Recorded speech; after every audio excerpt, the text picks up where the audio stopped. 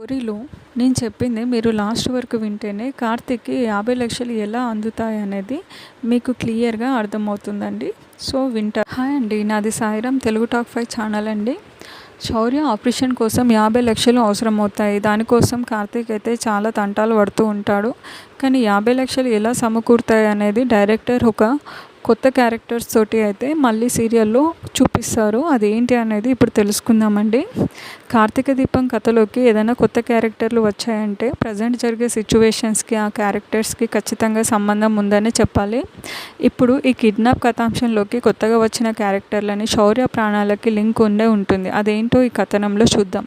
ముందు అసలు కథ ఏం జరిగిందో చూద్దాం. శౌర్య కళ్ళు తిరిగి పడిపోవడంతో వెంటనే శౌర్యని కార్తీక్ ఆసుపత్రికి తీసుకొని వెళ్ళడం, అక్కడ డాక్టర్ శౌర్యకి ఆపరేషన్ చేయాలని చెప్పడం, మొత్తం అన్ని ఖర్చులు కలిపి 50,00,000 దాకా అవుతుందని తేల్చేయడం, ఆ డబ్బు సంపాదించడం కోసం కార్తీక్ స్నేహితుని వేడుకోవడం, అది చూసిన కాశీ ఏం జరిగింది బావా అని కార్తీక్ని ఆరా తీయడం అంతా తెలిసింది.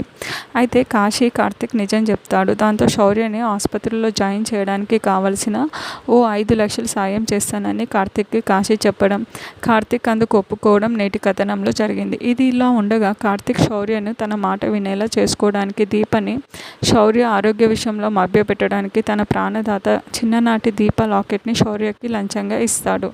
దాంతో కార్తీక్ దీపం ముందు శౌర్య ఆరోగ్య విషయంలో కానీ ఆసుపత్రి డాక్టర్స్ విషయంలో కానీ కార్తీక్ ఏ అబద్ధం చెప్తే దానికి శౌర్య కూడా అవును అని అంటుంది దీపం ముందు. కార్తీక్ బాబు చెప్పిన అబద్ధం. ఇక శౌర్యకి ఆరోగ్యం బాగాలేదు, వారం రోజులు ఆసుపత్రిలో ఉంచాలి, ఆపరేషన్ చేయాలి అనే నిజాన్ని దీప దగ్గర దాచిపెట్టిన కార్తీక్ తెలివిగా ఓ అబద్ధం చెప్తాడు. అది ఏంటంటే, ఇంతాక నా స్నేహితుడు ఒకరిని కలవడానికి వెళ్ళాను, వాడు భార్యతో పాటు బెంగళూరు వెళ్తున్నాడట, వాళ్ళ ఇంట్లో వాళ్ళ పాప వాళ్ళ అమ్మ మాత్రమే ఉంటారట, తన కూతురికి సాయంగా మన శౌర్యని వారం రోజులు వాళ్ళ ఇంట్లో ఉంచమని నన్ను అడిగాడు. నువ్వు నా మాట కాదన్నవనే నమ్మకంతో సరేనని మాటిచ్చాను. వారం రోజులు మన శౌర్య వాళ్ళ ఇంటికి వెళ్తుంది, మన శౌర్య అక్కడ ఎలా ఉంటుందోనని భయపడాల్సిన పని లేదు అని చెప్తాడు. వాళ్ళు కోటీశ్వర్లు, ఇంటి నిండా పని వాళ్ళే ఉంటారని చెప్తాడు. దీపక్కి అనుమానం రాకుండా శౌర్యతో కూడా చెప్పిస్తాడు కార్తీక్. ఏం శౌర్య, వారం రోజులు అక్కడ ఉండడం నీకు ఇబ్బంది ఏం లేదు కదా, చెప్పు అమ్మకి అంటాడు కార్తీక్ శౌర్యతో.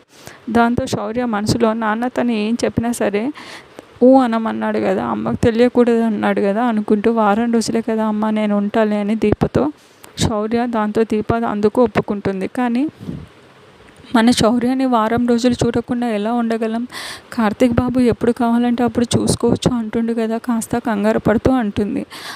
కావాలనుకున్నప్పుడు వెళ్ళి చూడొచ్చు దీప అంటూ మరో అబద్ధం చెప్పి కవర్ చేస్తాడు కార్తీక్. కొత్త క్యారెక్టర్స్ ఎంట్రీ అండి. ఈ క్రమంలో లేటెస్ట్ కథనం. దీప చేసిన ఒక మంచి సాయం రేపు శౌర్య ప్రాణాలని కాపాడబోతుందా అంటే నిజమని అనిపిస్తుంది. నేటి కథనంలో కొన్ని కొత్త క్యారెక్టర్స్, ఓ కొత్త కథ, ఓ ప్రత్యేకమైన సీన్ ఆకట్టుకుంటుంది. అయితే ఆ దర్శకుడు కాపుగంటి త్వరలో ఈ ప్రత్యేకమైన సీన్కి దీప కథకి ముడిపెట్టే అవకాశం లేకపోదు. కార్తీక్కి కాశీ సాయం చేయడంతో ప్రస్తుతానికి శౌర్యని ఆసుపత్రిలో జాయిన్ చేస్తారు. అయితే ఆపరేషన్ సమయంలో కానీ ఆ తర్వాత అయ్యే ఖర్చుల విషయంలో కానీ సమస్యలు ఎదురైనప్పుడు నేడు కనిపించిన కొత్త క్యారెక్టర్స్లో ఎవరో ఒకరి ఎంట్రీ ఉండబోతుంది. అది ఎలానో చూద్దాం. దీప చేసిన సాయం కిడ్నాపర్స్ కంట్లో కారం కొట్టి.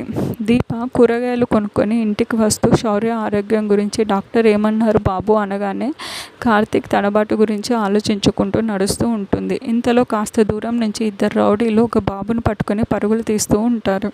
ఆ రౌడీలు వెనుక ఇద్దరు దంపతులు మా బాబుని మాకు ఇచ్చేయండి ప్లీజ్ అంటూ ఏడ్చుకుంటూ వెంటబడతారు. అయినా రౌడీలు బాబుని వదిలిపెట్టకుండా కారు ఎక్కబోతూ ఉంటారు. సరిగ్గా అప్పుడే దీప వాళ్ళని చూస్తుంది.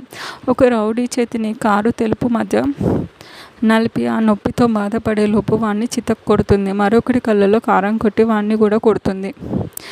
కొత్త కథ పరిచయం. నీకేం కావాలో చెప్పమ్మా. అలా దీప ఇద్దరు రౌడీల కళ్ళలోనూ కారం కొట్టి వాళ్ళని చితక్ కొట్టి బాబుని కాపాడుతుంది. ఆ రౌడీలు కార్లలో పారిపోతారు. ఇంతలో ఆ దంపతులు వెనకే పరుగున వస్తారు. ఆ చుట్టూ కొంతమంది జనాలు కూడా మూగుతారు.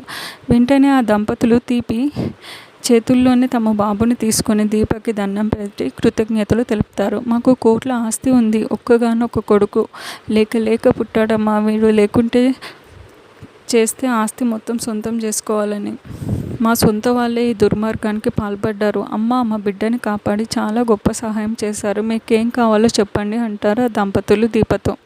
అయ్యో నాకేం అవసరం లేదండి, కళ్ళ ముందు అన్యాయం జరుగుతుంది, చూసి ఆపను అంతే, నాకు ఇంత వయసు కూతురు ఉంది, పిల్లల విలువ నాకు తెలుసు అంటూ దీప వాళ్ళకి నమస్కారం చేసి బాబు జాగ్రత్త అని చెప్పి వాళ్ళ దగ్గర నుంచి బయలుదేరుతుంది. బహుశా ఈ దంపతుల్లో ఒకరు డాక్టర్ అయ్యే అవకాశం ఎక్కువగా ఉంది. శౌర్య ఆపరేషన్ సమయంలో ఈ దంపతుల్లో ఒకరు ఎంట్రీ ఇచ్చే అవకాశం కనిపిస్తుంది. అయితే శౌర్య దీప కూతురుని తెలియాలంటే దీపకు నిజం తెలియాలి, శౌర్య ఆరోగ్య పరిస్థితి గురించి తెలియాలి. అలా తెలిస్తేనే దీప ఆసుపత్రికి వస్తుంది. ఆసుపత్రిలో ఈ దంపతుల వల్ల సాయం దొరుకుతుంది. మొత్తానికి ఈ దంపతులు